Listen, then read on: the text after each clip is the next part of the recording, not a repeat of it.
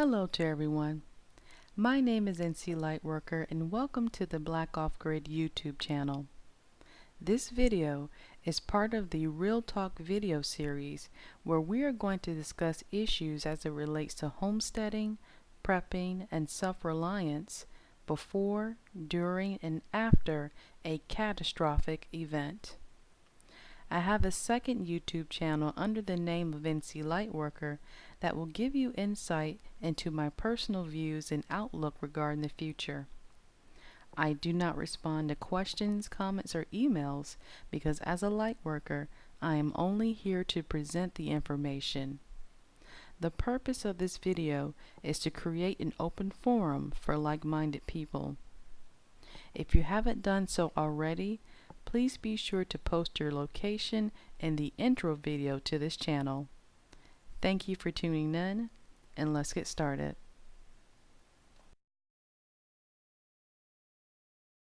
As mentioned in the intro video to the Black Off Grid channel, I have a philosophical reason as to why I am establishing an off-grid homestead.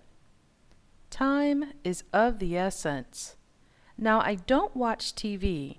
However, every now and then I will check out what's going on in the national news arena. Nuclear threats from North Korea have been floating in and out of the American news circuit for quite some time now. Now, am I aware of the supposed seriousness of these threats? Yes, I am.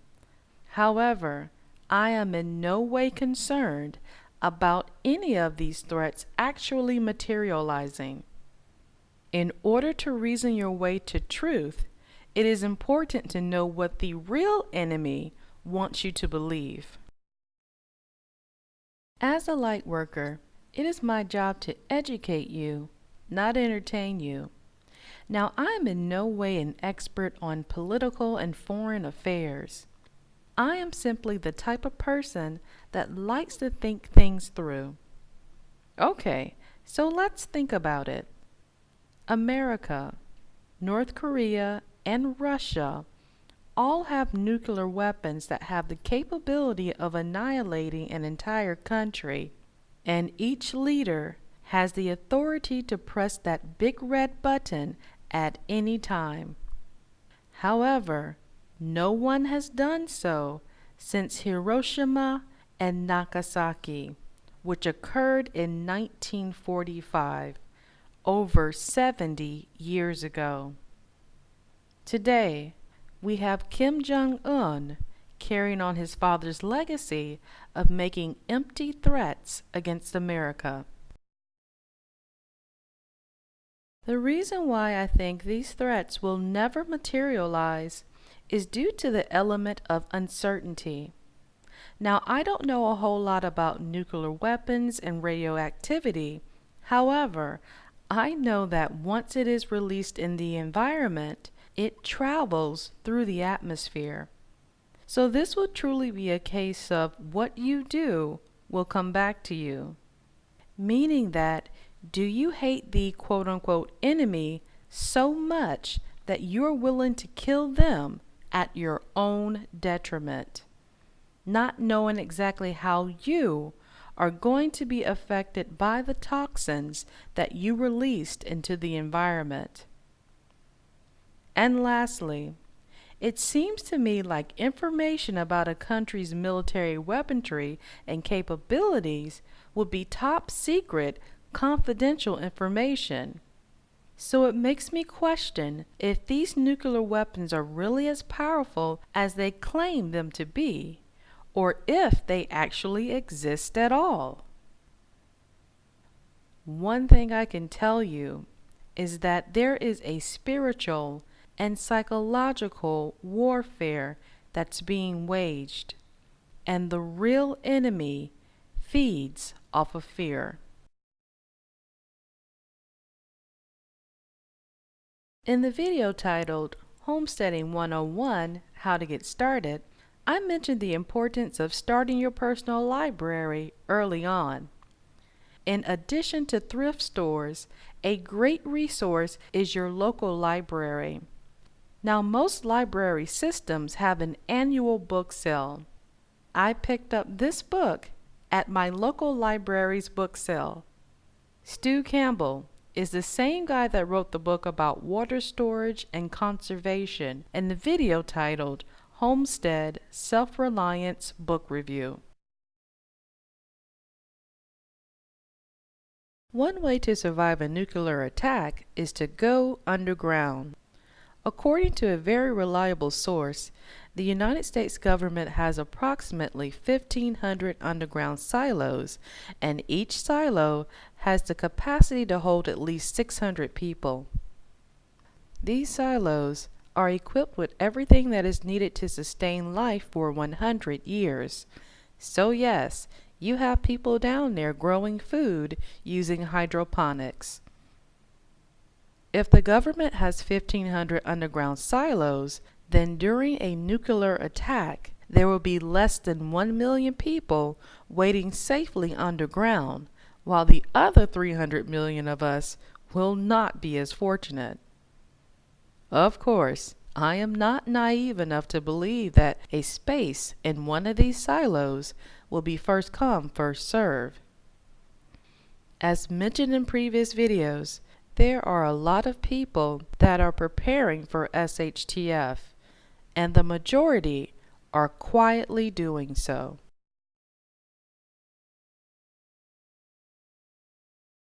The videos in the Real Talk series are all about creating a dialogue among like-minded people. Okay, so let's play with a scenario. The scenario is that the government is unable to intercept a nuclear missile that was launched by the quote-unquote enemy, and the missile is due to strike land within 3 hours. Do you think the government is going to warn the general public of this impending attack? Remember, you have less than 1 million people that need to get to their designated silos, and the last thing they need is to get stuck in gridlock traffic among the hordes of people that are frantically seeking underground shelter. In order to live in an underground facility, air circulation is required. Do you believe that long-term, these facilities will not utilize anything from above ground? This includes oxygen that may not be safe to breathe long after a nuclear attack. Do you believe that they will utilize these shelters in a non-nuclear attack, such as a global economic collapse that would result in civil unrest? Now this question is for all the inner city preppers. In this SHTF scenario, where would you go?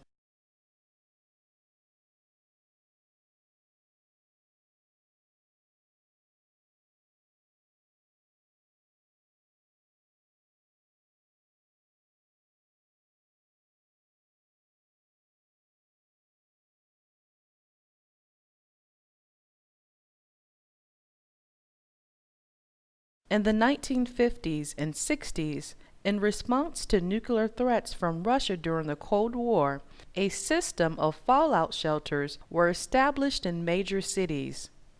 The location of these shelters are no longer advertised to the general public. However, you definitely want to contact City Hall because they will have this information on record.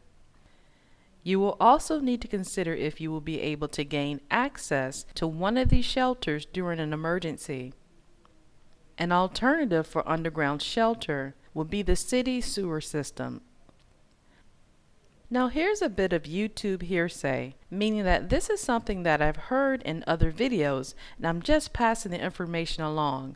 So this is not something that I have researched or confirmed for myself. I heard that organic sea kelp, Adam's elderberries, bee pollen, and beets all have properties that can ward off the effects of certain radiation exposure.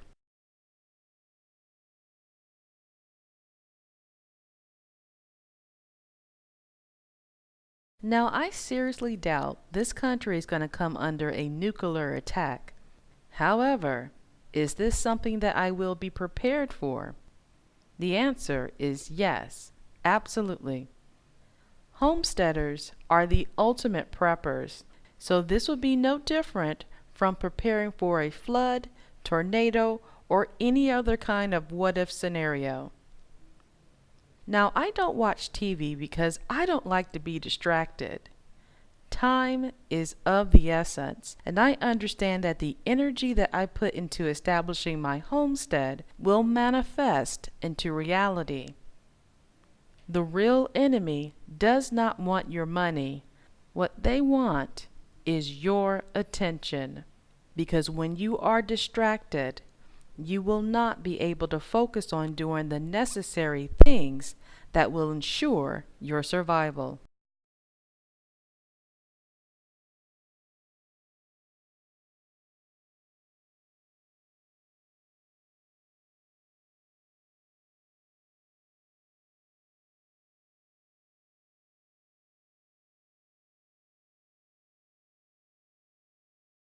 The Homestead Research Guide, What You Need to Know Before Buying Land, is now available. The price of the book includes everything: taxes, shipping, the whole shebang, and the proceeds from the book will allow me to continue to make more videos for the Black Off Grid channel. Thank you in advance for your support.